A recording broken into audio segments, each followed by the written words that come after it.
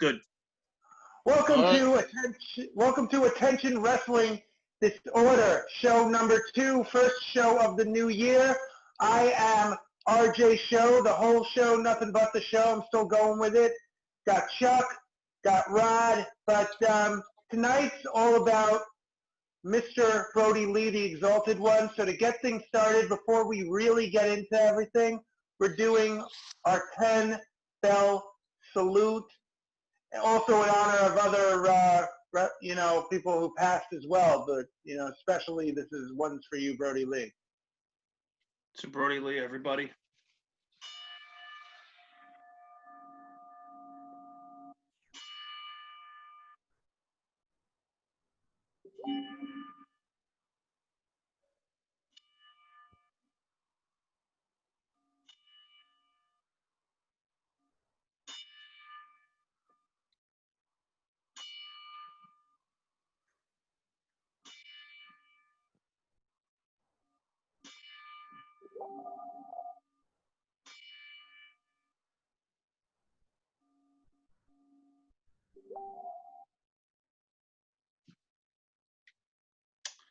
That was our favorite wrestler, Brodie Lee. Nah, it's very sad that he died way too soon.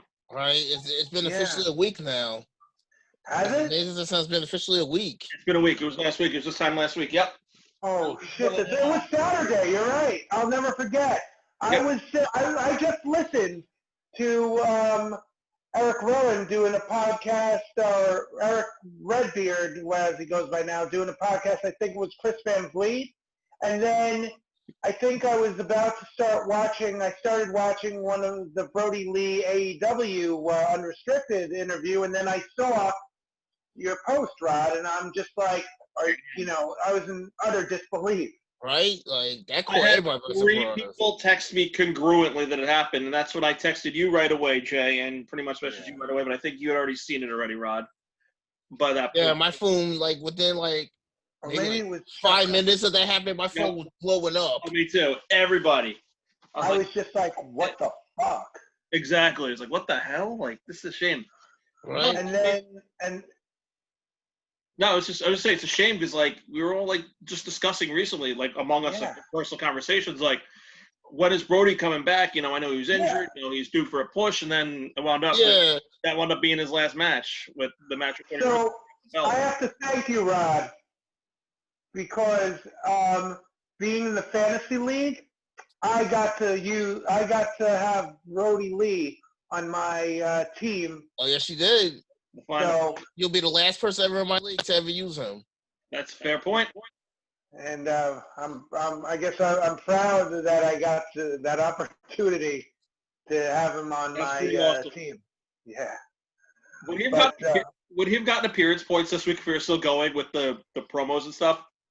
Not only that's a degenerate comment from me. Yeah, I don't think about that. Hey, it's not as bad as stuff I've seen on the internet with it. No, I agree. That's it, yo. Some people would actually have found what you said funny compared to some of that other crap I've showed you. I gotta jump in on that right now because you know what? This man was a loving human being, a loving father, a husband, a great influence to many people in the business.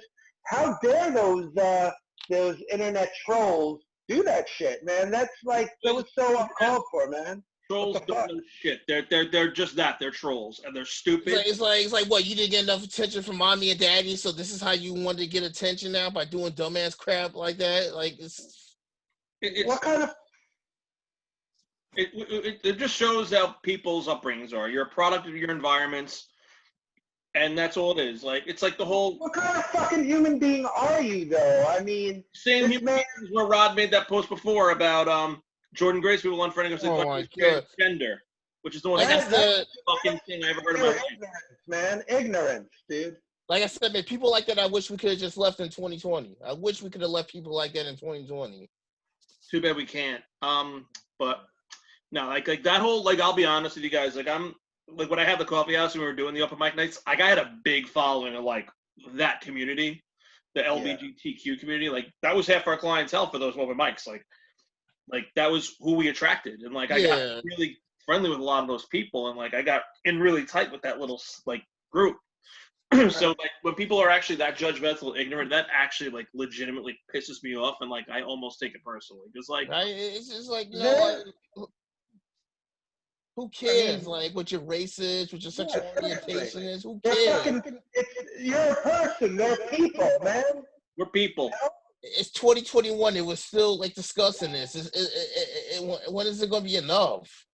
Yeah. I mean, we just went through a year of how many riots over the Black and Blue Lives Matter? How many of those? I'm not going to get into that too much. I'm just making the point. No, I get what you're saying. You know what I mean? Like, I think the problem is that people just aren't educated enough, or they don't want to be educated enough. Like, as far as I'm concerned, when it comes to all of that stuff, what we need to be doing as people is we need to be listening to those who need the support. We're never going to understand. You may not understand it, but you need to listen to those and support them. It's kind of like, and I don't remember who this person was, but I mean, I know we're talking about Brodie Lee, but because the whole thing that you saw about Jordan Grace, I mean, it's like with that comment when you and I were doing our, like kind of our precursor to what we're doing now, and someone made a comment, and calling Nyla, and said a bad comment about Nyla Rose, and I was just like, why is this person even in this conversation to talk badly about someone? Nyla Rose is an incredible wrestler. She's an amazing talent, and that's. Who cares if she was one? I care.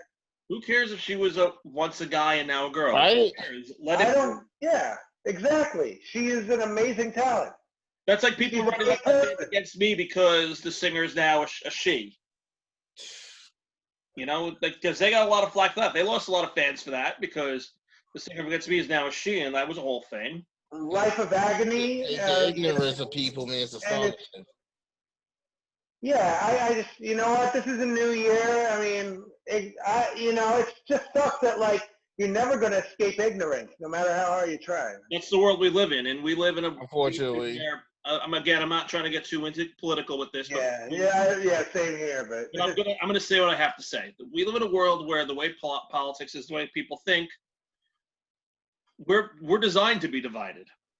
And like and this is my personal opinion. Again, I'm not trying to get too political, but I think a lot of political leaders want that division because it suits their grander agendas. Again, that's just opinion. I'm not gonna go past that, but that's what I gather. It's we're designed to be divided. That's the problem with our country. Let me ask you a question to kind of change and to kind of go to something I want to talk about. I don't want to get into Now, Brian Myers, after seeing Raw, and I was a little annoyed too, but then I thought about it a little bit more. When Raw is the first show of the week to air content, and as we know, Brodie Lee, aka Jon Huber, aka Luke Harper, was a talent of World Wrestling Entertainment, WWE, and so we didn't, and we also know that after AEW made the tweet, after I think Amanda Huber made the tweet about her husband Jon Huber, AEW put the I don't know the exact order, but I know it was the AEW tweet that we all saw. Yeah. WWE Superstar started to follow suit, and it also seemed like when it came to WWE Brass, like making comments, to me, in my opinion, I almost thought Vince's comment seemed forced because it's like, oh, all my other guys are doing it. I have to say something because he didn't say something right away. It was like the next day.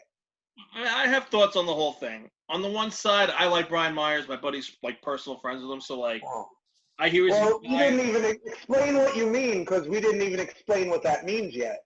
That's touche. So we'll touch on that. But my point is, but I will say this. Actually, we'll go, you know what? You go on. I'm jumping ahead of you. Carry on. Okay. So, there was that. And we all know that AEW was going to push, which they did. They pushed their big event, their New Year's event, their two-night event to the following week to do this amazing, what was an amazing tribute for Brodie Lee. And it just says the meeting has a time limit. I don't know if we're about to be cut off. Nope, we're good. We love this. Okay. Anyway, I'm just saying I got a note about it. No, anyway, they lifted the time limit ban. It was supposed to be 40 minutes. Okay. Oh, cool. So we're good. So anyway, all right. So, and we're definitely going to talk about that. But, the Raw did their thing. They had a quick picture of Brodie Lee, which, WWE Universe know him as Luke Harper. Kind of sticking to As that. a matter of fact, if you think about it, every show WWE was doing it. Like Main Event did it, NXT did it, SmackDown did it, NXT UK did it. I didn't see it on NXT. Oh yeah, it started the show. Yep. Yeah. Yep. So okay. Yeah, it did. But everything I watched this week, I saw the. I think people's problem was he didn't get a 10-bell salute, and I think the honest opinion was like the reason why because he wasn't in the company at the time. Right. He's with AEW and they did there, so like the whole people getting upset about him not getting the 10-bell salute. Well, nothing against Harper, Brodie Lee, whatever, however you want to know him by, but he was in the rival company. Regardless, it wasn't anything. But even still, going. But they still did, But they still did the, like at the beginning of every show this week, and every wrestler. And every wrestler within a lot of wrestlers within the company did their own little stuff. Yes. But Brian Myers, what Rod was talking about, with people getting upset. Brian Myers, who was a WWE talent and is now an Impact wrestler, he made a comment that, how WWE didn't do a video package and all that stuff. But when you think about it, and then, people were commenting, oh, yes, they did this and this. Wrestlers and even the announcers did their own little things, like Drew McIntyre, Tom Phillips, Xavier Woods. They all had their own little tributes and shout-outs to Brodie Lee. And he got more, too, like I don't know if anybody watched the Raw after show. I don't know if anybody watched it. They did stuff on there, too. Yeah, and so here's the thing, though. Right. So in a way, it's like he works for AEW. He had a huge impact on AEW, as their whole mentality is a little different from WWE. The way they do things, and the way the locker room is, and that whole atmosphere. I mean, I know, like, everywhere you go is like a family, but the way you see how like everyone was close in AEW. And how the locker rooms are very different from AEW and WWE, but anyway, so in a way, I mean, he worked for that company, and everyone knew. I'm sure even Vince knew, like, okay, they're going to do their thing. Maybe he didn't want to step on their toes. Who knows? All I know is, this is my opinion. Again, WWE did their due diligence. Yeah. They honored him at the beginning of their shows. Yeah, they didn't do the 10-bell, so they didn't do a video package, but every wrestler, not every, but a lot of them, had their little flair to memorize Brodie. And also, too, love it and hate it. It doesn't matter if you're a fan of WWE or AEW or whatever you feel. It wasn't WWE's job or responsibility. No, it wasn't. To do the farewell, to do the tribute package, because that wasn't his employer at the time of his death. AEW was. AEW respected him enough to do a package, and they did it because he was their employer and they had high value for him. Yeah, I mean, it was more than WWE employee still. It would have been on WWE to have done the package. If you notice, they only do video packages for wrestlers that are actually employed by their company at the time of their death. Yeah, I mean, Pat Patterson obviously was a big. Yeah. Either you have to be employed, or if you're not employed with them, you're not with no one else. Like Shad Gaspar, for example, he wasn't employed. When they did their tribute to him, he wasn't employed with like AEW, for example, or Impact or Ring of Honor or anything like that. Well, He was a free agent.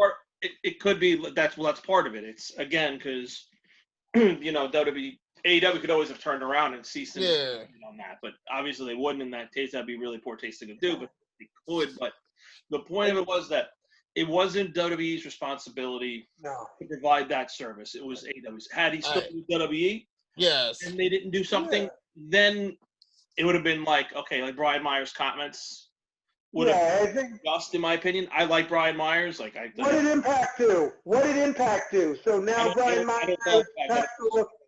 They didn't. I remember. I don't believe they did any, thing in the beginning. It was like the New Year's show. It was probably pre-recorded. Yeah, it was. But they didn't have a picture at all. I do want to say something right now, and when this gets posted on Facebook, it just ruffles feathers. I really don't care. Anybody who gets upset that AEW won the Raiders War this week can go straight to hell. I don't care. This wasn't about the Raiders War this week. Nope. This wasn't about which show was better. This week was about Brodie Lee. This wasn't about, who's going to win the Raiders War this week? Who's going to win the Wednesday Night War this week? That is not what this week was about. And anybody who gets upset by it can go straight to hell. I don't care who I offend with that. I don't think I'm going to offend anybody with that. Even diehard WWE fanboys, and if they are going to get offended, they need to evaluate themselves. I told quite a few people that. That's how I felt. Because, I'm sure if you look, you're going to find one or two people who gets butthurt. Oh, I can't believe AEW won this week. Like, who cares? This wasn't about that. It wasn't. Exactly. This was the tribute. The memory of Brodie Lee, Jon Huber, Luke Harper, whatever you want to call them. However you identify with Jon Huber is how you identify with him. Yes. We're all mourning his death. Everybody is. So, no matter what promotion you're as a wrestler, like Brian Myers is an Impact guy. He was impacted by it. He was dear friends with him. Right. I think Ring of Honor is going to probably do something for him at some point because, these episodes wasn't been taped. So who did 12 those guys, did one? MLW. Yes. They actually showed the AEW tribute show on Fusion. Yep. Instead of they did it. Yeah. Well, I know to a point MLW has some pseudo working relationship with AEW. Yeah, they because they do like wrestling, like they use each other's start, like Havoc.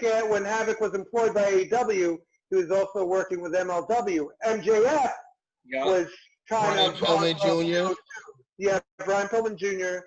as well. But they had kind of a partnership, so to speak. But it seems like, and that's our next show.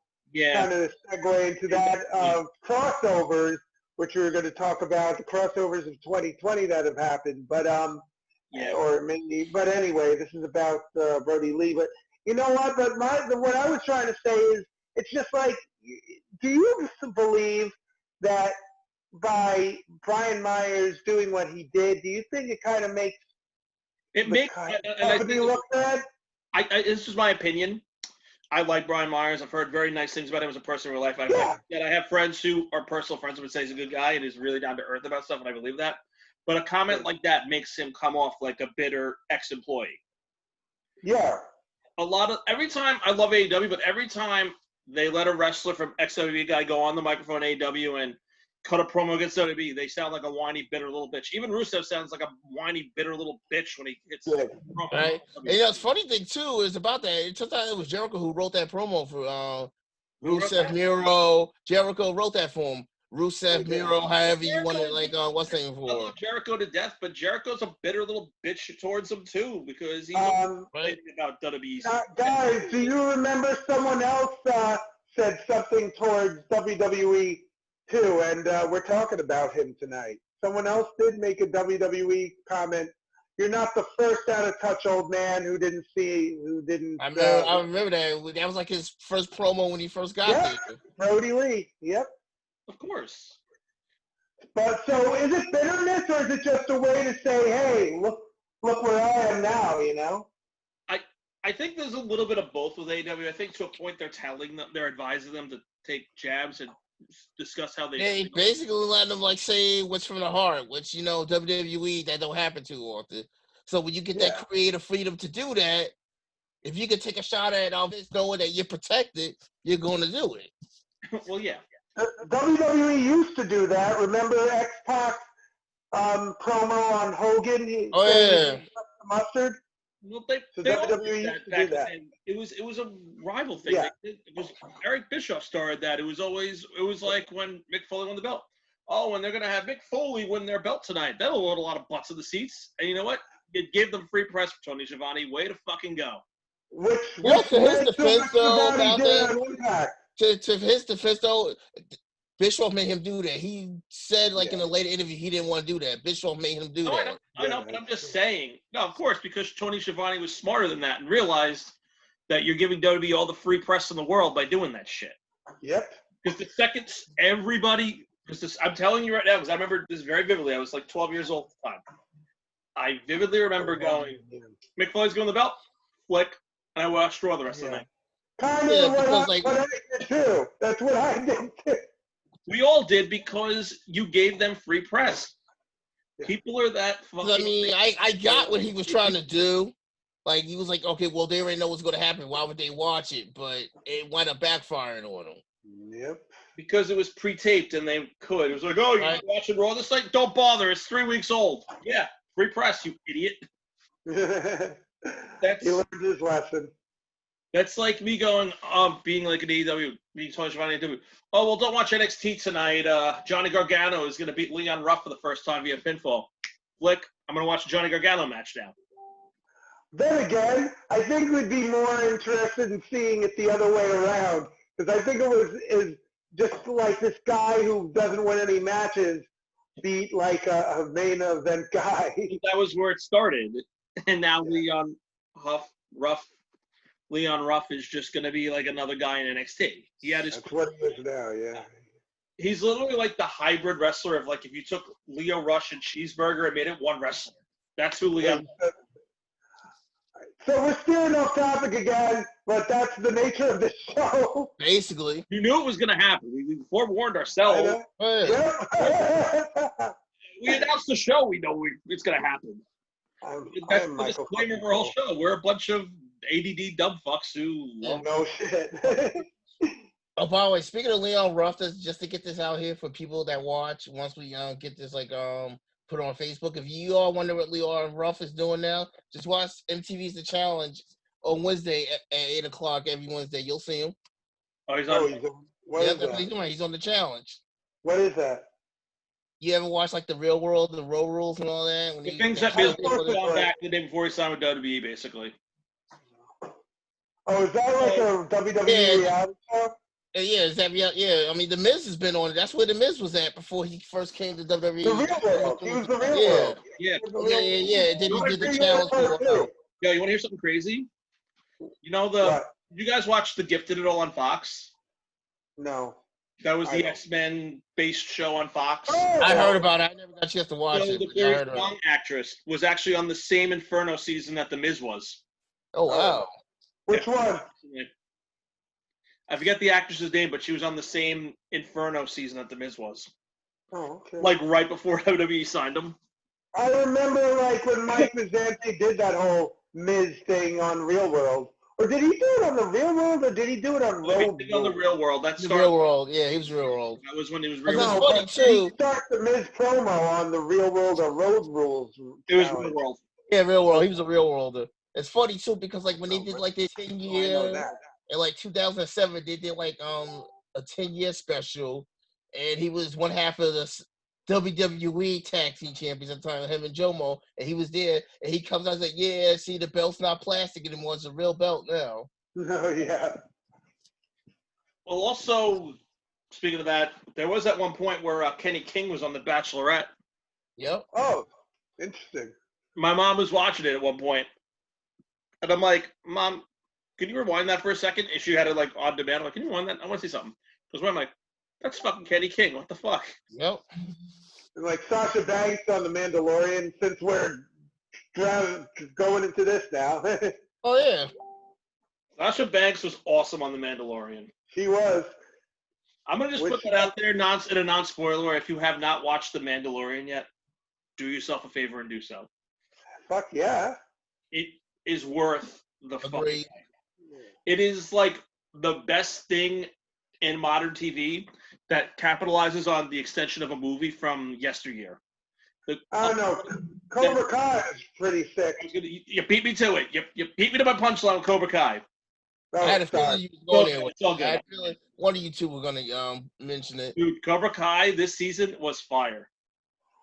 Well, you were watching 205 and Rod, when you were watching maybe SmackDown, I was finishing up Cobra Kai last night. I was watching SmackDown, then I watched 205 Live. I watched Cobra Kai. I went to bed last night, and then I watched it today during the day. I watched 8 episodes today. It was ridiculous. I'm all caught up.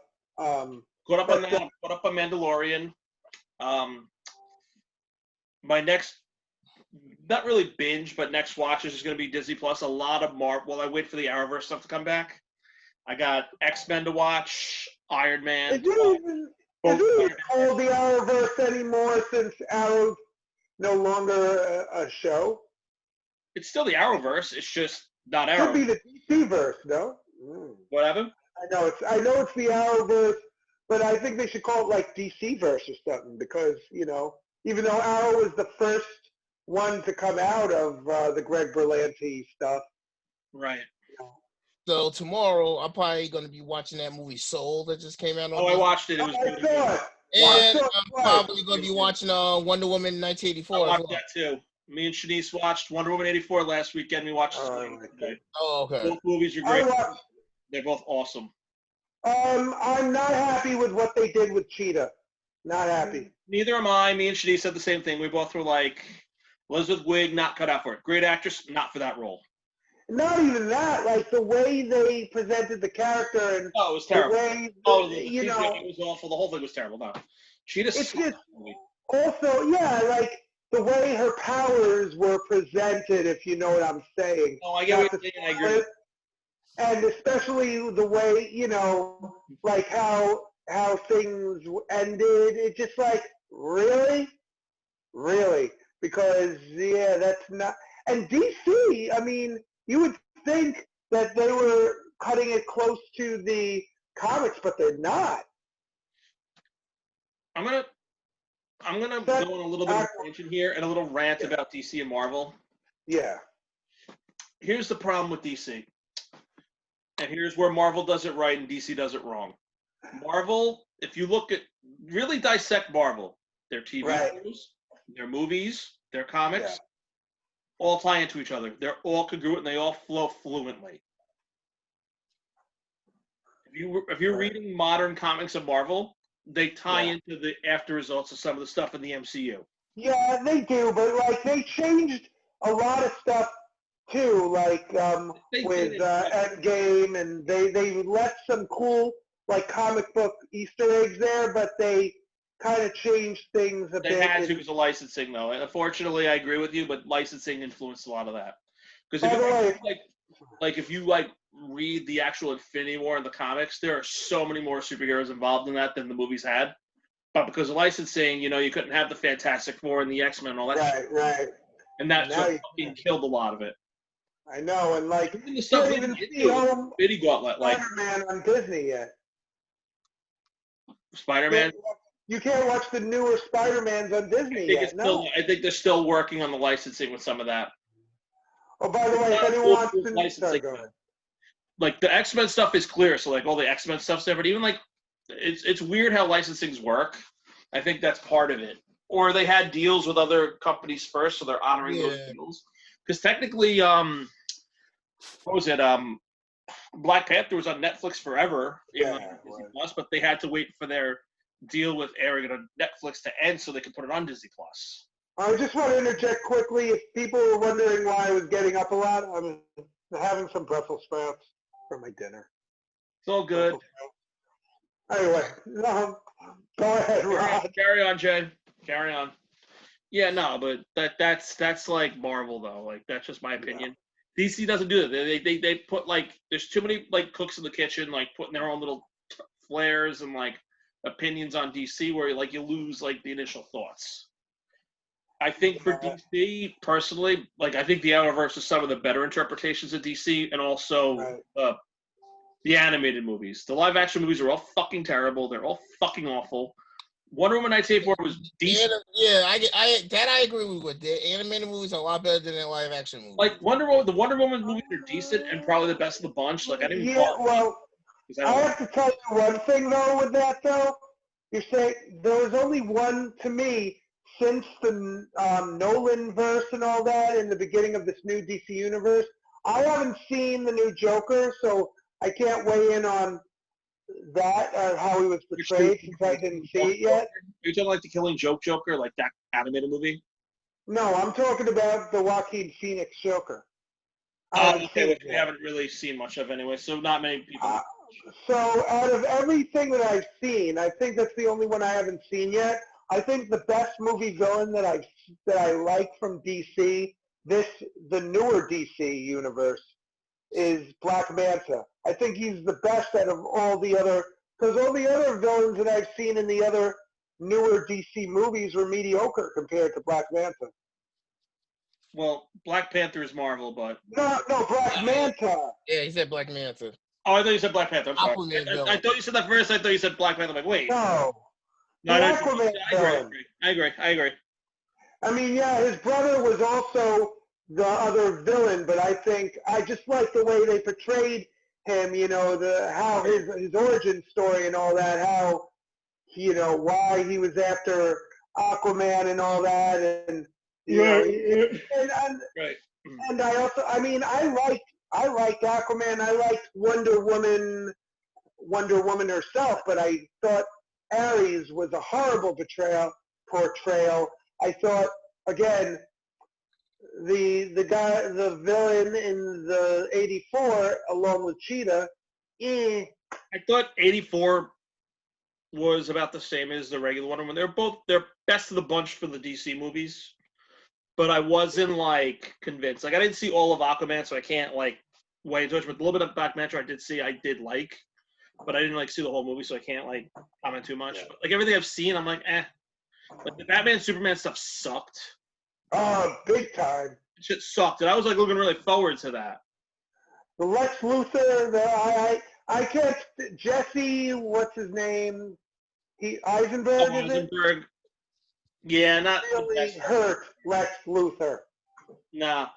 Horrible Lex Luthor. All right, let's get back. Rod, what did you think of the tribute show for Brodie Lee? To be honest, I'm more into that right now. Anyway, my honest thoughts on it was incredible. Like, I'm laughing, by the way, because of our ADD going from comics back to our topic. Yeah. By the way, to be completely honest, the way you couldn't have done it better than the way AEW done it. It was great having his kid, like make the matches and stuff. It was well done. It was great. Yeah, like, I think I'll say this right now: if watching that show did not cause you to shed tears, you're a bigger man than me. I'll say that right now. Okay, so when did you guys start getting that emotional? Like, where did it like hit you? Like, oh fuck, that's heavy. The Kingston promo, not the one he cut before the match, but the one where they had to sit down and interview with him. That's what really did it for me. That one was big. The Moxie one got me. What got me was the ending. Yeah. When Brodie Jr. put the boots and the handkerchief in the middle of the ring. Yeah. And then they did the tribute package at the end. That like got me. Redbeard. I mean, seeing Redbeard. Oh, Redbeard too. That got me too. I was like, oh shit. Yeah. Like watching who I thought was like the two most emotional one, who I think was John. It was easy. John Silver and Anna Jay. 3. Did you see Colt Cabana? Colt Cabana. Yeah, he was holding back a lot of tears. Yeah, because you saw Anna Jay, like the match was still going on, and she was busting out crying during the match, so you knew that's how emotional it was. Yeah. Well, that's because like Brodie Lee helped all of their careers. Yep. Like you're gonna see now. What you're gonna see now is you're gonna see like where Brodie Lee influenced their careers moving forward. That's what's gonna be cool to see now. It's sad. I'm gonna try to do this in an uplifting way. Like it's very sad that we don't have Brodie Lee. He died way too young. Yeah. The uplifting. He was my age. He was my age. I know. That's scary. I know. I've known people my age who've had heart attacks already, so I guess I can't even really irritate the unholy hell out of me when I read this. Like, I literally wanted to like reach through the computer at this person and like beat the crap out of him. When some dude was like, "Oh well, if he was still in the WWE, the wellness policy would have picked up on that. He'd still be alive today." That crap pissed me off to no deal. That crap pissed me off to no deal. The wellness. How would the wellness policy have picked up on what was actually going on? Yeah. You want me to tell you why? Remember what happened in 2007 when it picked up on MVP having that wolf? Okay, touche. Yeah, that's what he was saying. Like, still, like, but still. So basically, trying to say because he went to AEW is the reason why he's died. It's the fucking dumbest thing I ever heard of. That's it. He had a lung issue. Didn't he have this problem with his lungs before? Like, yeah, but it's been happening for like a couple of years now at least. So he was in WWE. I heard conflicting about that. Did they say when it stemmed from or not really? I heard like at least he's had it for at least a couple of years from what I'm hearing. Oh, has he? Okay. This happened like after the podcast he did with Shivani and Aubrey, the Unrestricted. Like the next day is when he started to get sick. And then, they kept it under wraps. Yeah. His wife because the last I heard was like he had suffered an ankle injury in the dog collar match, and that's why he was out. Right. That's initially why he was out, but this thing I think happened right after, right after that the podcast he did. That's when the lung issues got, I guess flared from up. What I was hearing. Well, what pisses me off about the whole situation is you read on the internet, you read a lot of shit. That's why I was like wondering like who heard what, because I heard that his symptoms are really acting up after the match with Cody Rhodes for the TV. No, it wasn't. I heard that's what Shivani said. I believe that. And I read articles about it too. I also read some of the stuff I had the unfortunate. No, Shivani said about the podcast. Go ahead. Right, and then I read stuff like that's when it flared up again. But I also read that it could have been a pre-existing thing. And the other thing that pisses me off are these other people who are immediately writing it off is it was COVID-related lung issues. No, it wasn't. No, it wasn't. A million times. Now I got some shit to say. So here's why that pisses me off, because Amanda Huber did the right thing. The wife, she went on Twitter on blast and literally said, "What do you people want his fucking medical records? Like, or his health history? He tested negative for COVID 5 times." Oh, you want to hear like legit like the icing on the cake of dumbassery I read online. Something that actually had to say was not only is Brodie still alive and this whole thing was fake, but the Roman leukemia was fake too. That the what was fake? Roman having leukemia was fake too. Oh, for fuck's sake! Someone needs dumbassery I had to read. Going back to my thought about the COVID test stuff, because I work in healthcare and I'm around this enough and I hear enough about this. I have friends who are doctors I've actually spoken to about like different aspects of it.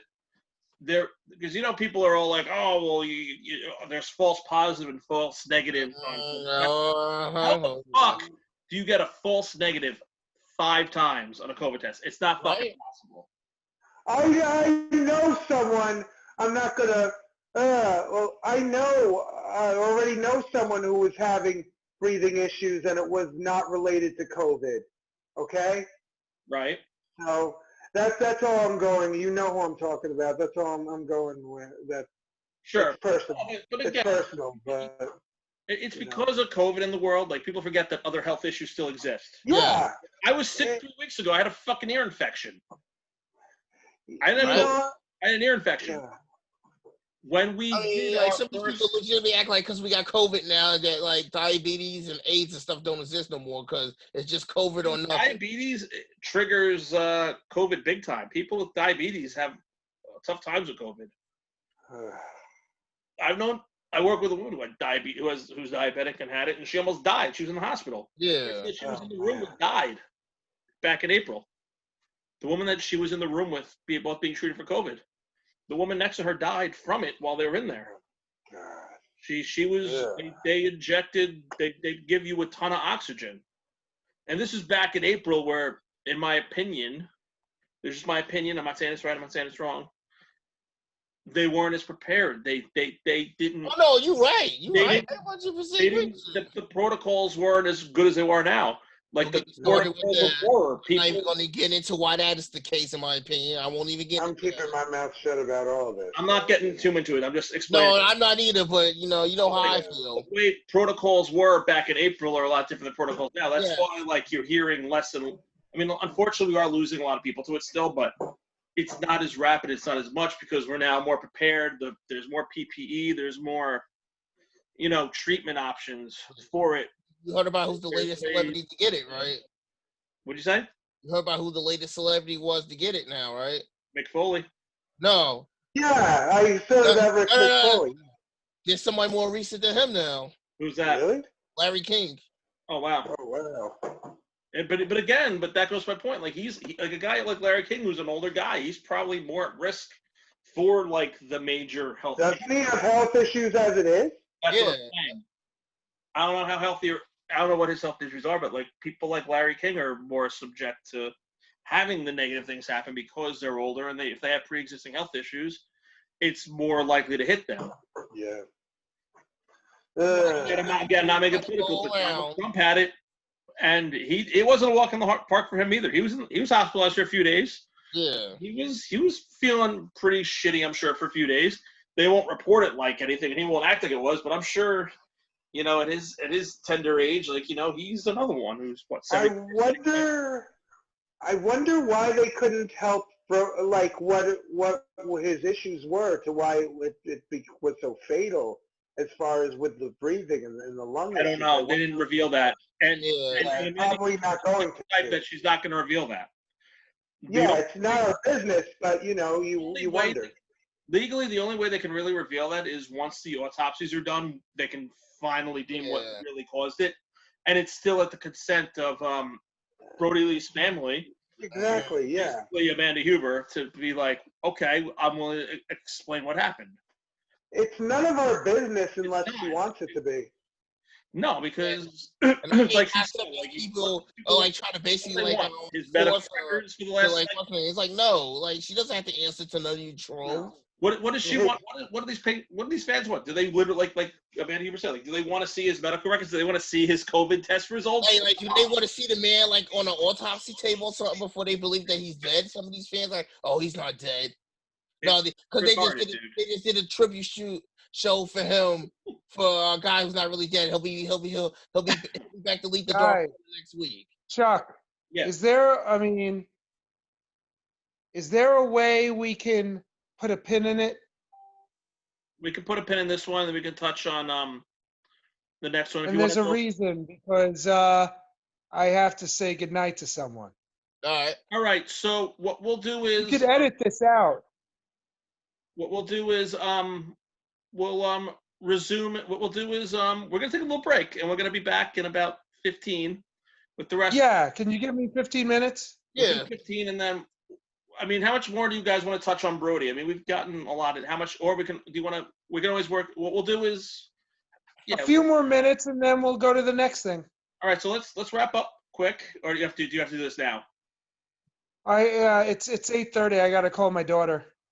All right, so we'll put a pin. We'll come back to this one, and then we'll do that. All right. All right. We'll figure it out. Or actually, yeah, we'll go back in like 10. All right. Yeah, guys, give me like 15 minutes. No, that's fine. We'll be back in 15, guys. All right. Thanks, guys. I appreciate it. No problem. Back in 15, everybody. And we are back, guys. Sorry for that. So, yeah, we're back. I had to, take care of some stuff, but yeah, we didn't. There are two things to mention. First off, like watching Silver's performance that night, and even Jericho said he's coming off like a baby face. And then you have Preston Vance winning and being in his first main event. Biggest match of his career. And thanks to, Brodie Lee's influence and mentoring that kind of pushed those guys. Sure. And, all right, this is... Yeah. But Rob, this is where you jump in. But I know. No, like that was legit like the biggest match of his career, the biggest win of his career too. I'm happy. I you know what's funny? Like, I have nothing more to say than that. But yeah, go ahead. you know what's funny about the Dark Order for me? Like, before the Exalted one angle where it was like Brodie Lee came in, I really wasn't into the Dark Order because I don't really like Stu Grayson and Evil Uno. I wasn't the Super. Why? I'm not into them. I don't think they're anything spectacular. I think they're cool. I'm just not into them. I don't. I've seen where they've gotten better, but I was not crazy about them. They've added people, I've gotten more into it. Like I do like John Silver. I like Anna Jay. I like over the last like 2-3 I like Preston Vance, he's too. become a star. John Silver's become a legit star. Yeah. Johnny Hungy. And the same is said about the Queen Slayer and the Jade too. She went from the star of the show to the Queen Slayer. That is good too. But my point was like for a while there, it was like, oh, like it's the most interesting thing in AEW, and it's like the most faction. Brodie Lee made it decent, and like when he started bringing those people in, it made it better. Like pre-Brodie Lee, that faction sucked. Yeah. No, I agree. They were. I don't like. I still don't like Stu Grayson and Evil Uno. I'm just not into them. I'm not. I don't know what's not to like. I mean, yeah, they had that, like, what were they called originally? Like Power Glove or something? They were the Super Smash Brothers on the Indies. And Evil Uno was not his name. The ring attire. It was all video game and stuff. Yeah, he was player Uno. Their matches were. Oh, yeah, that makes sense. Their matches were okay. They weren't anything special. I like the fatality finisher. That's a cool move. That move was cool. Their finishes, but like their match was just to me. I wasn't like enamored by it. I was like, okay, whatever. It's another tag team. And I think you're right. Brodie Lee brought out more of Evil Uno's personality too. Well, especially with the paper and all that with BTE. What they needed. They needed a guy like a Luke Harper, aka Brodie Lee, to bring value to that brand, to that faction. Originally, it was supposed to be Marty Scurll. Marty Scurll would have done a good job with that faction too, but I think but we all know what happened with that. Better pick for that faction. You know what? Now I don't think. I mean, he was great for Villain Enterprises, but you needed a guy like Brodie Lee because he was kind of that guy in the background. He was with the Wyatt, which is similar but not really. But it kind of has that vibe, like an opportunity to be the leader of the group. Yeah. And not he like wasn't the ready muscle, for that. but like the actual leader. And he said this is like something that was very new to him. He never had that role before. So it was a new step for him. No, he was more his other roles. He's more the enforcer of the group. This time he's actually the man, the leader. Charge, yeah. Well, also, I said it forever, and I said this for years to both of you in WWE times with Luke Harper. I always said Luke Harper was painfully underrated in WWE. They never got him utilized quite right. Like they were starting to get him close. I mean, with the Wyatts was his best. Coffee that he had they ended that Wyatt stuff. The closest two things they ever really did that were like anything valuable was the short run with the Authority, where he's the Intercontinental Champion. Like that was a good run for him.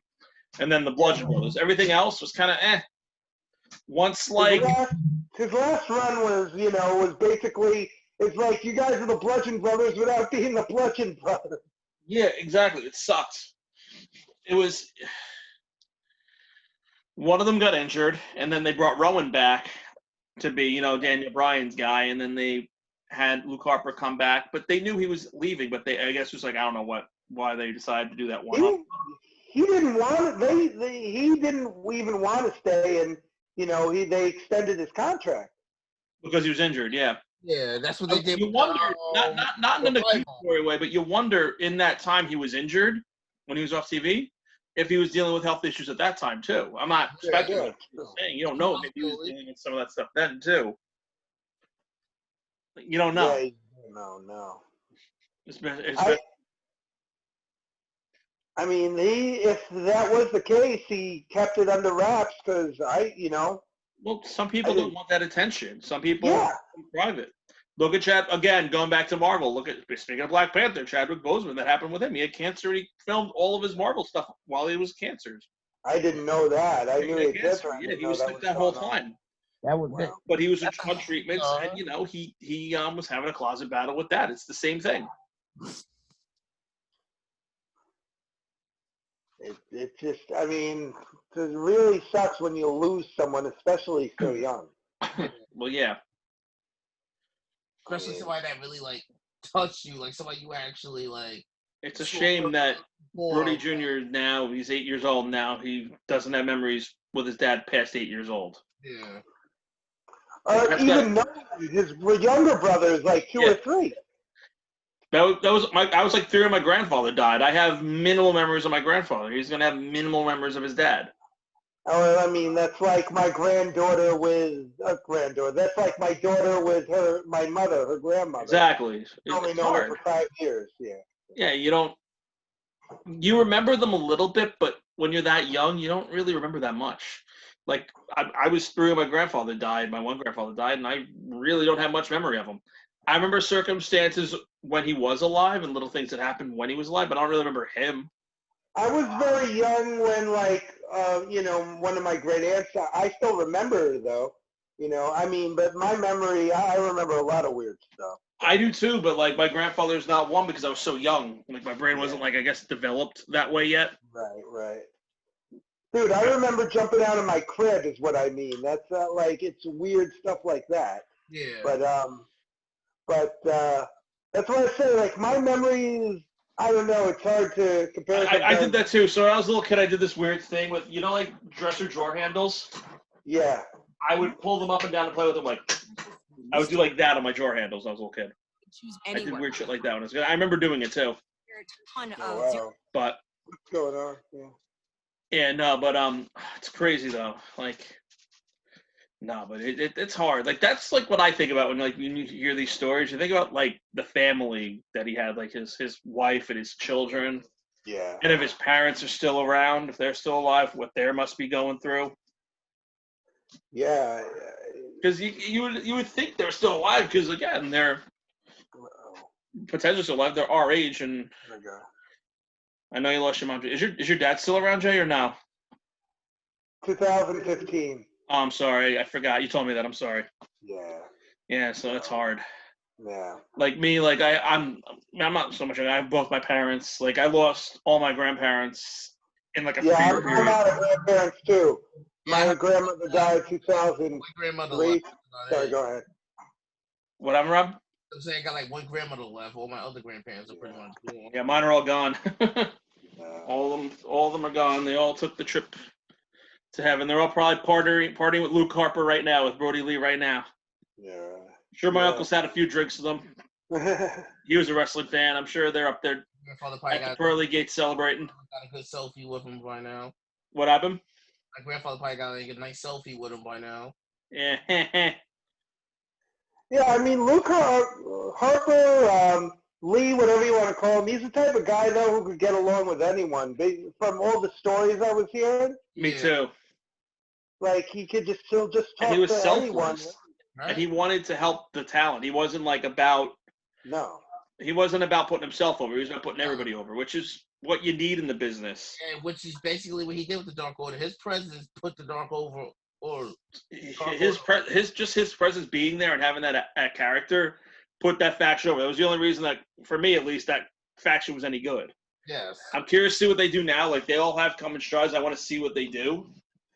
Like, there are guys within the Dark Order I really do like. Other ones I'm about. But John Silver, it does stand out to me. Yes. He's small, so, like, yeah. he's small, so he's probably good where he is. I think Alex Reynolds would actually be better, I don't know, like with Peter Avalon, because he used to have that similar kind of gimmick. I don't like Alex Reynolds. Yeah, I don't like Alex Reynolds. Like, I'm not like trying to bag on. I'm not convinced by him yet. He's one of the guys in Dark Order I'm not into. The only thing with Silver, though, it's like his BTE character is carried on to Dynamite because of the facial expressions he makes. Right. He looks a little silly, and the Dark Order is supposed to be taken seriously, but I think there's way too much BTE Silver crossing over into the main storyline. Well, that's the problem. That's the problem. That's why I love that hate being the elite. That's why I love being the elite, because like it's the wrestlers like in their habitats being like funny and like what they do behind the scenes, but they use it too much as a crutch for storytelling, and it like kind of negates what they're trying to accomplish. You want to see Kazarian go like, "Do ya?" all the time now. Like there were things like on being the elite over the years that like actually were positive storytelling. Yeah. And it did further angles, like when they had the whole Adam Cole and Kenny Omega like tension, and they did the whole karaoke thing. Like that was a good actual, like they actually panned that one out pretty good between New Japan and Ring of Honor like 3 years ago. Oh, you mean the killing of Adam Cole? Adam Cole supposedly, you remember like the whole joke because he was quote unquote, they killed him on being the elite, so they're always like Adam Cole. But and you know the way they kind of But that's like the silliness of it all. But you know they did some like stuff with like the recruitment specialist stuff kind of carries on to what they were doing in Dynamite, but you know minus the Kool-Aid stuff. Yeah. We're back to Dark Order. But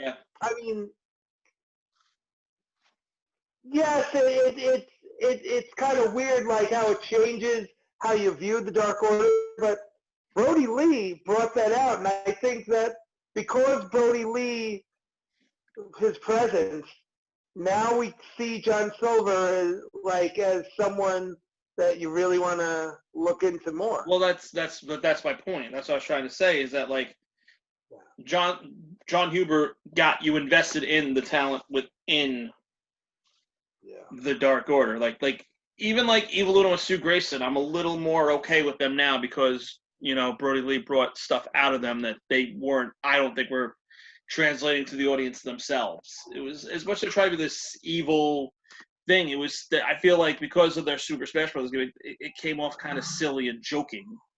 Question: you know that guy who was kind of there in the beginning and was in a few segments with Brodie Lee? He was like the spokesperson you see in all the commercial information. Briefly, yeah. Is that Uno? It might have been. I can't remember. Is that Uno without unmasked? Yeah, I'm not sure. I don't know. I'd have to look into that. It could have been. Yeah. I do got to give Evil Uno one credit though. He's lost a ton of weight since debuting. Yeah. So you noticed that too? Yeah. He's lost a lot of weight.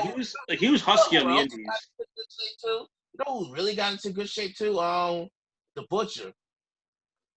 Yes. And the Butcher? Well, the Blade's always been in great shape, but the Butcher got Andy Williams for Every Time I Die. Yeah. No, he has. I agree. I thought he was like skinnier before wrestling. He probably was. I mean, he looks like, but now it looks like he's. I get what Rod's saying. He doesn't look as fat now. He's starting to look more jacked. Yeah. No, he was definitely slimmer before wrestling. Well, he probably like any other wrestler, he probably bulked up and got heavy for wrestling. Yeah. Well, that's what they do. Like, speaking of people looking like shit, Chris Jericho looks like a fat fuck right now. It's terrible. Oh, you know that they like slammed him. Did we talk about that with the NBA? I heard about it. I don't think we discussed it directly with. I definitely have heard stuff with people fat shaming him. Yeah, he's been getting a lot of fat shaming. But again, he doesn't care. He doesn't care. He was almost like 50.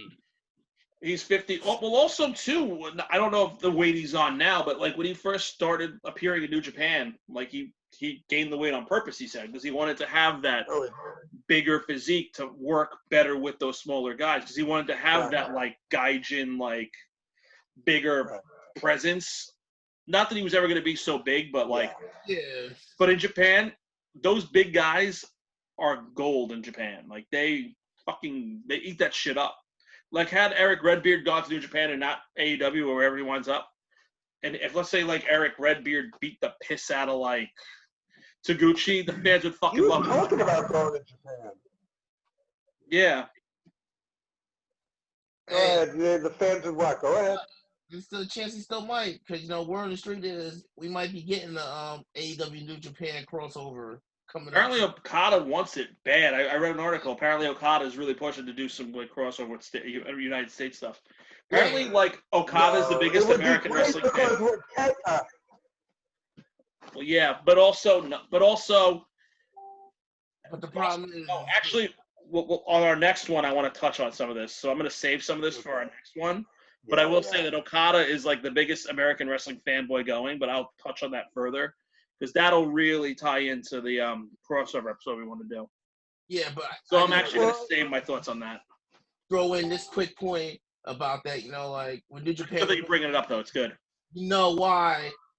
As long as Vince is in WWE, he want to work with New Japan because Vince has his 1980s thought process of, if I buy out my competition, that's how I make WWE better. While all these other companies are trying to come together, to make wrestling better, still stuck in that 1980s. As long as Vince is in charge. If I buy out my competition, I make WWE better that way. That's not going to work anymore. And what do you think would have happened?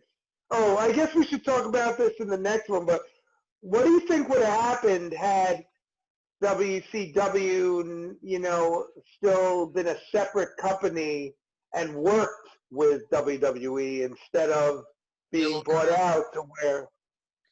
I think it would be more of like what all the smaller promotions are doing now. Yeah. But on a grander scale almost. Like you would have more trade-offs. Yeah. Like I think obviously So next time. Go ahead. No, I'm just saying, like, I think it would be on a higher scale. You'd have, like, Sting would have done stuff with Undertaker, or you would have had, like, Stone Cold do stuff with Hollywood Hogan or whatever. Yeah. They would have done more with that. That's also if Hulk Hogan was still there and, he was willing to do big business with Stone Cold and, like, put him over. Because at that point, that kind of angle, if Stone Cold didn't go over against Hogan, it would have been a wasted angle, but that's just my opinion. Yeah. In that era. Yeah. Like Hogan did cut a promo on him and nothing ever came of it. Yeah, I think that was a creative difference. But I did read something about Hulk Hogan and why he never put people over, and it's funny too. Okay. Because what he said was, and it made sense, and I actually agreed with it. In the era where he was like the height of wrestling, there weren't enough guys at that time with longevity to carry that load yet. Even like the Ultimate Warrior, as good as he was, the way he was, like backstage and everything, he would never have filled those shoes. No. Macho Man probably would have been the better pick, but they didn't want to give that to Macho Man. I think Macho Man had it. Macho Man was the better wrestler, but in hindsight, they saw the Warrior as the bigger draw. Yeah. Which is funny because in the grand scheme of it, aside from like 90 and 91, I don't think Ultimate Warrior ever outdrew Macho Man in any other year. Wow. Except for 90-91, name one. I don't really consider Ultimate Warrior a major draw except for 90 or 91. 89, he had like the weird persona going, but he wasn't really like the focal draw. You went from one year having him lose to Rick Rude to the next year being the world champion. It's a shame Rick Rude, speaking of people who are no longer with us, Rick Rude, well, Ultimate Warrior too, but Rick Rude was a guy, except for his WCW run, he never really got like the guy role. Like he was a world champion in WCW, but like he was a world champion. He was another guy like. No. You also say that about too, despite the fact that he's a Grand Slam champion, Luger. I feel like Lex Luger. I like Lex Luger. He was a world champion. He was never considered the guy in WCW. Like when you WCW, he never got his really fair share in WWE. It kept looking like they were going to push him, but he never got the belt in WWF. Whatever. Story. I heard something very interesting about that. Why that never happened? Who, Luger? Yeah, because I heard like he almost leaked it, and then like they didn't want to like expose their product, so because of that they punished them. So I heard different about that. I heard like from what I heard was this is what happened. Like when Hogan won that title from Yoko at WrestleMania, it was supposed to set up Hogan versus Brett at SummerSlam, and Brett was supposed to go over on Hogan and win the title, but Hogan didn't want to do it. I believe that, and that's why he left, and that's why Vince McMahon saw Lex Luger as the next Hulk Hogan, and So what they did was just like had Yoko win at King of the Ring, but then a lot of the superstars backstage was pissed that Brett got screwed, and a lot of them threatened to leave, and they would have put the title on Luger at SummerSlam. So that's why they had Luger win by countout. That's bogus. Had Luger won the title, half the roster would have left. I believe that. That was a shitty time for wrestling because, like, Lex Luger did this awkward thing where one day he's the narcissist and he's this cocky heel, and then the next day it's the 4th of July and he's the good guy, body slam Yokozuna, and he's the next Hulk Hogan. No, that was creative, wasn't it? Yeah, but it was stupid. Well, no, it was Vince's idea, and then creative presented it. But the point of it was I shit you not, because I did my fact search and I've watched both things. On July 3rd, 1993, Lex Luger wrestled on Superstars as the narcissist. Really? I don't know if it was. I think it was obviously taped like a week or two before. But that was his final. And then the next day, they had him shove Heenan and he body slammed Yoko, and he was the babyface All American. And apparently, Lex Luger even hated that angle. Even Lex Luger himself hated the Lex Express. He hated that whole gimmick. I would have, personally getting him right around the bus like that. That's pretty cool, though. I would have loved that. Rod, that would have been that is your life gimmick, is being Lex Luger circa 1993. Right. That would have been awesome being ridden around the bus like that. You know how many superstars would love to be ridden around the bus like that? Rob would have killed to have been John Cena's stunt double in all of wrestling too. Man, but that's besides the point. John Cena sucks. John Cena's the man. Cena's the man. You two are a couple of haters. But I'm not a hater. I speak the truth. Getting back to the total package, what a lot of people would say Cena's boring. Cena has 5 moves. The type of person you want as a guy, he was not the type of person you want as the guy. That's what they would say about Luger. That was the scouting report on Luger. He was never the guy. He was big and he was. No. They say you would want him as a guy. Like if he'd be one of the top guys in your company, you just wouldn't want him as the top guy. He wasn't ever going to be the top guy. No one cared enough about him. Honestly, my 2 favorite Lex Luger anythings were when he actually was the narcissist when he first debuted, with the whole metal plate in the arm thing, and it was the whole discrepancy, because that was entertaining. And also his when he first went back to WCW, he was kind of cool. Was WCW doing? Were they doing like heavy programming? Because I mean, I heard about Lex Luger obviously way before, Monday Nitro and all that. He was in the early video games, and wasn't he an AWA guy too? He was more NWA. I think he did have a short AWA run, but I think it was more like the NWA stuff.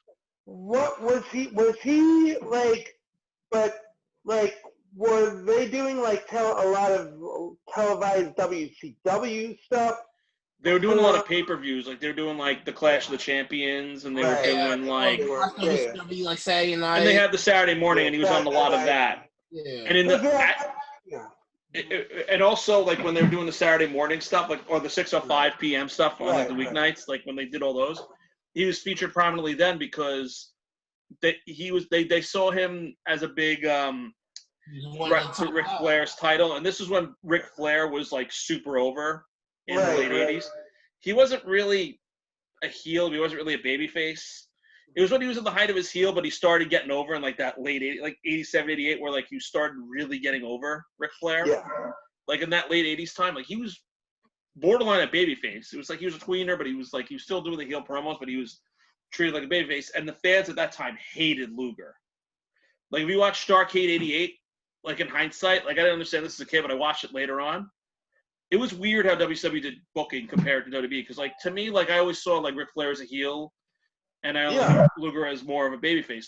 Watching and looking back, like Luger was a complete heel in that match, and Flair was a babyface. I remember, back when I started hearing about Luger, I remember him being a heel.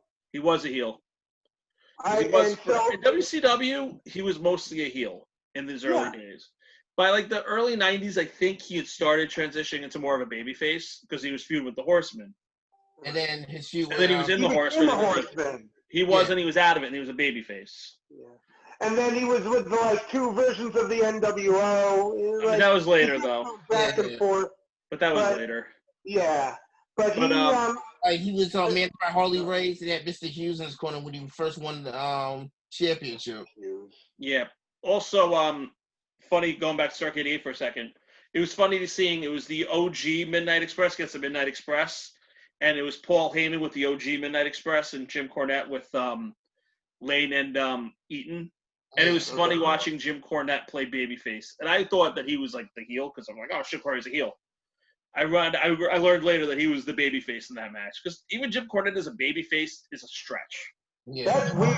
Jim Cornette as a babyface is foreign to me. But what's funny about Jim Cornette is when he was doing those anti-WWF rants in early 98, late 97 when he did that NW angle, he was supposed to be a heel, but he was getting the most babyface reactions. Like even Jim Cornette said in Shoots Lee, he's like, it was great at first because I was actually speaking my mind, but then it was like, well, then they were telling me what to say, and it was like it was worked, and then it didn't work because it was forced now. It's like they're telling me how to feel about it, but it's like a lot of those shoots were actually him actually shooting and him saying like his honest opinions. Like that's why the CZW ROH feud a few years back when he was there was so easy for him because he actually believed everything he was saying in promo. Even though he was working, he believed everything he was saying.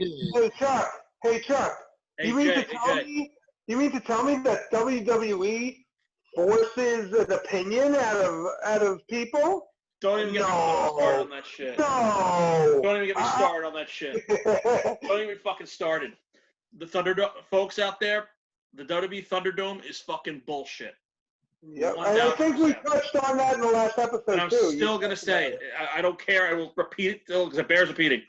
The Thunderdome is bullshit. If you go against what they tell you to do, they will boot your ass right out of it, which they did to me because I didn't want to boo Randy Orton because Randy Orton's the best fucking WWE made thing in the last 20 years. No, I own my fucking stance on Randy Orton. Randy Orton is fire for wrestling. Yeah. State of wrestling or not, WWE sucks, WWE doesn't suck. Randy Orton's fantastic. He would never work at half these other promotions, but for WWE, he is perfect. I would have just, cheered him on anyway, just because I don't want people telling me how to react. That's what I did, and that's why they booted me. That's exactly what I did, and that's why they booted me.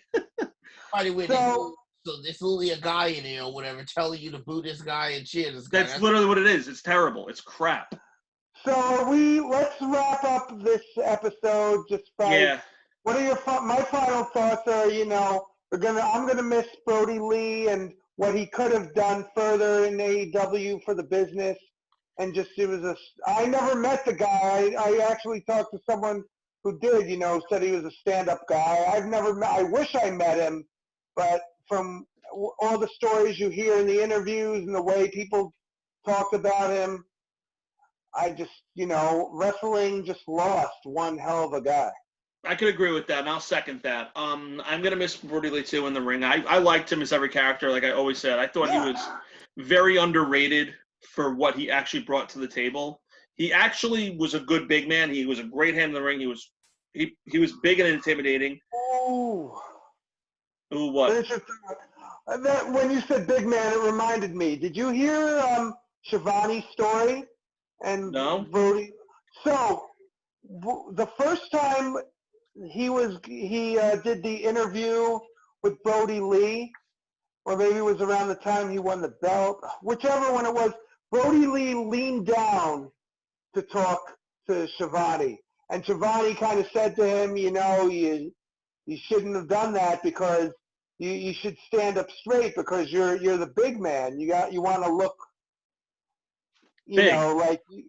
Like the big guy, right? And what he was saying is, let him bring the microphone up to him. Don't bend down to the mic. And that was, and Brodie Lee took that advice to heart. It's actually really sage advice for a big guy in wrestling. If I was a pro wrestling announcer, I would be like, there's a guy that size, like, I'll bring it up to you. I'll bring the mic up to you because it'll look better. It looks better on TV. Yeah. And that's what it was. Because also, too, you got to remember, pre-AEW, how many promos did Luke Harper have in WWE?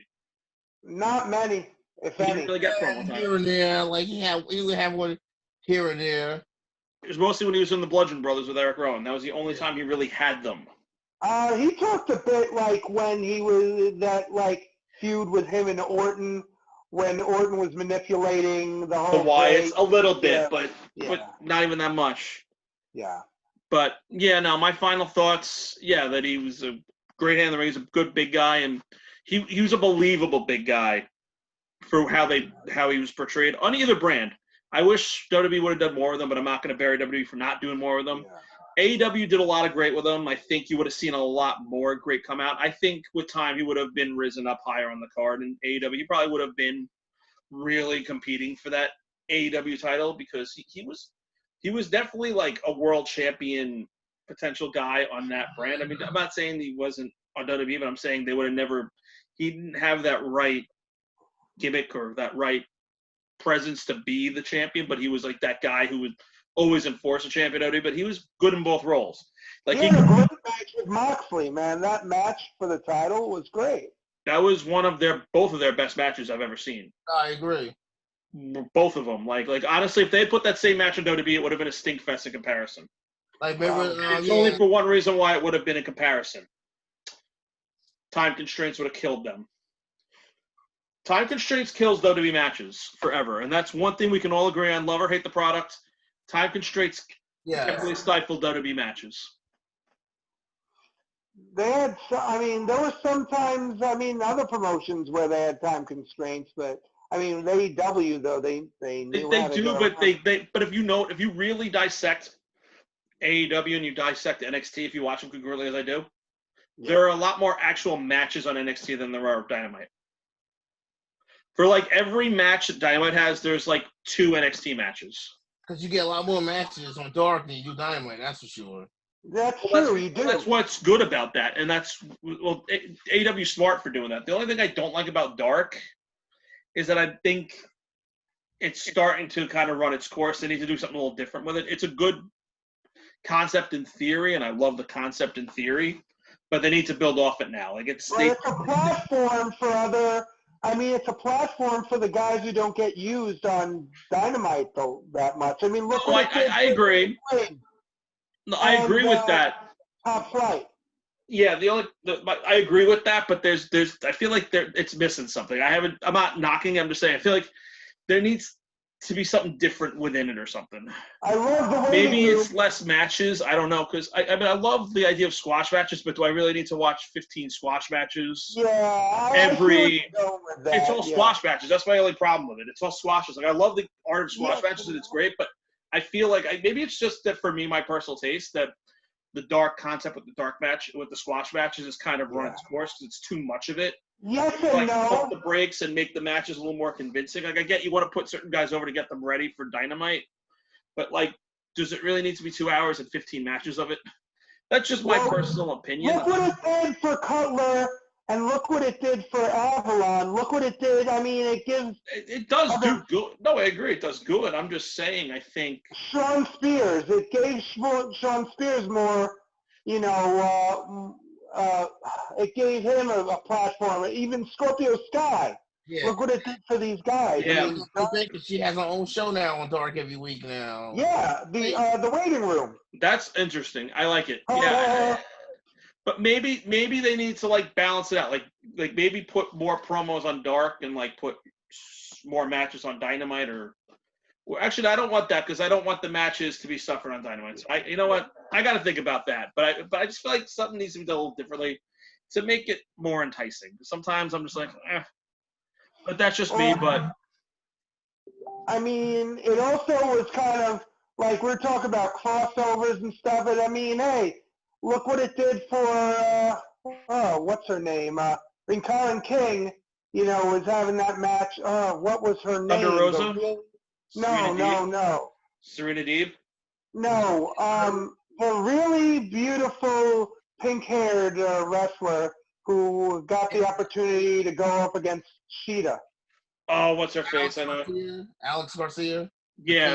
Gracia. Yeah, Gracia. That's her name. It's not Garcia, it's Gracia. You're right. Yeah. You know what I mean? Dark has its advantages.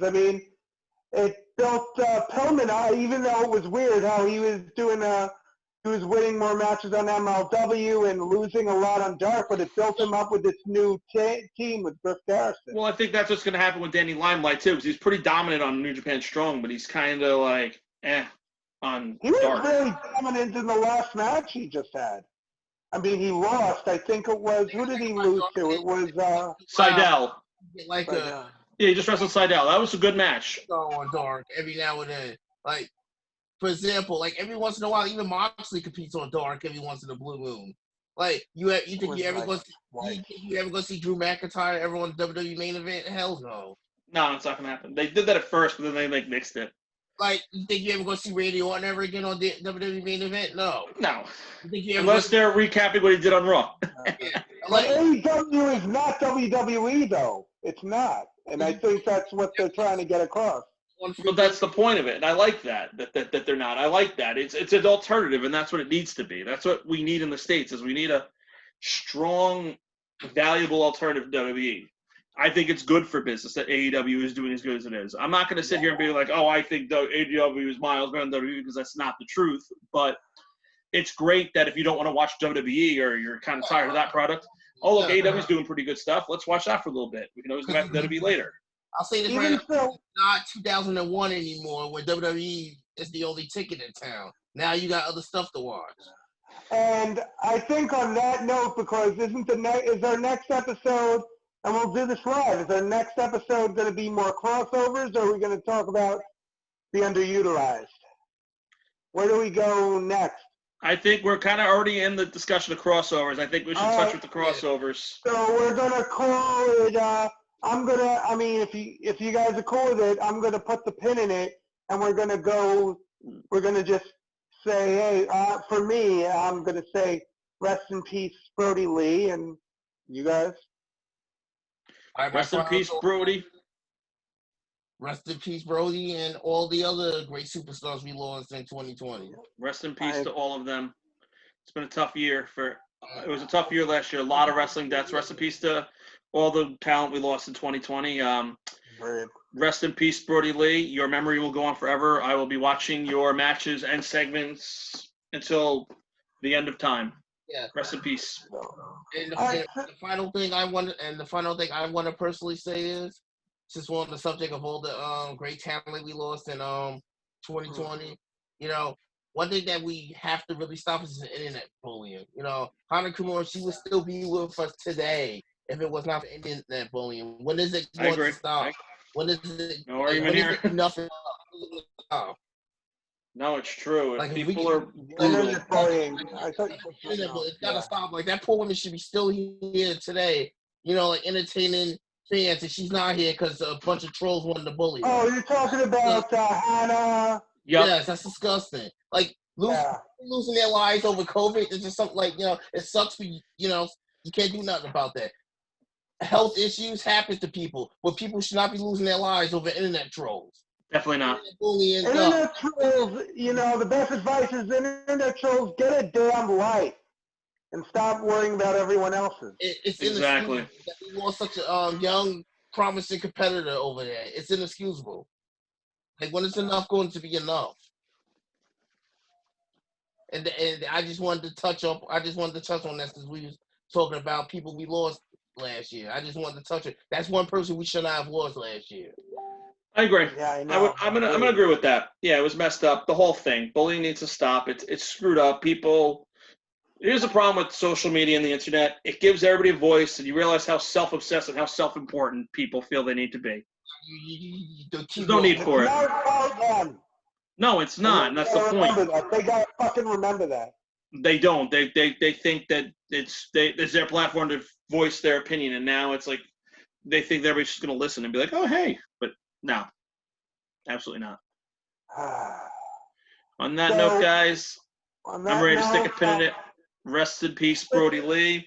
Rest in peace, Brodie Lee. You can catch these episodes just like our last one, our first one, the first inaugural one and the last one of 2020. This is the first one of 2021. You can catch us on the YouTube, and we're going to post this on Facebook pages. We're probably going to eventually have our own Facebook page. Yes. Probably. Look around for that. So, Keep your eyes and Wrestling ears is peeled, on. peeps. All right, fellas, this has been a good show. I bid you good night. All right, adieu, good night, and I'm not going to rip off Kenny Omega like last week, but I'll just say my piece as later.